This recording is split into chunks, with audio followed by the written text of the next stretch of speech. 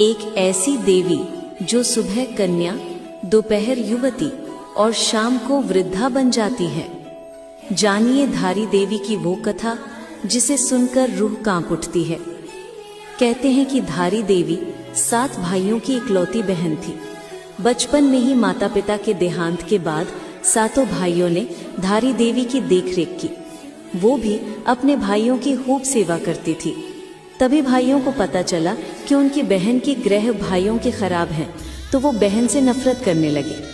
जब वो कन्या 13 साल की थी तो उसके 5 भाइयों की मृत्यु हो गई। बचे हुए 2 भाइयों को लगा कि इसी बहन के ग्रहों के कारण भाइयों की मृत्यु हो गई है।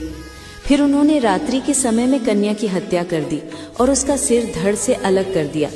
सिर और धड़ को गंगा में बहा दिया। कन्या का सिर बहते हुए दूर धारी गांव में पहुंच गया। प्रातः काल में नदी किनारे एक व्यक्ति कपड़े धो रहा था। उसे लगा कि एक कन्या डूब रही है। तभी उस सिर में से आवाज आई कि डर मत, मुझे बचा। उस व्यक्ति ने ऐसा ही किया। जैसे ही उसने कन्या समझकर सिर को उठाया तो कटा हुआ सिर देखकर घबरा गया। फिर सिर पर से आवाज आई कि मैं देवी रूप में हूँ, तो मुझे किसी पवित्र स्थान पर पत्थर के ऊपर स्थापित कर दे। व्यक्ति ने वैसा ही किया। तब देवी ने उसे सारी बात बताई और पत्थर में परिवर्तित हो गई। धारी देवी मंदिर उत्तराखंड के पौड़ी गढ़वाल में स्थित है। माँ धारी को उत्तराखंड की रक्षक भी कहा जाता है। धारी देवी मंदिर में स्थित माता की मूर्ति सुबह कन्या, दोपहर युवती और शाम को बूढ़ी महिला के रूप में नजर आती है।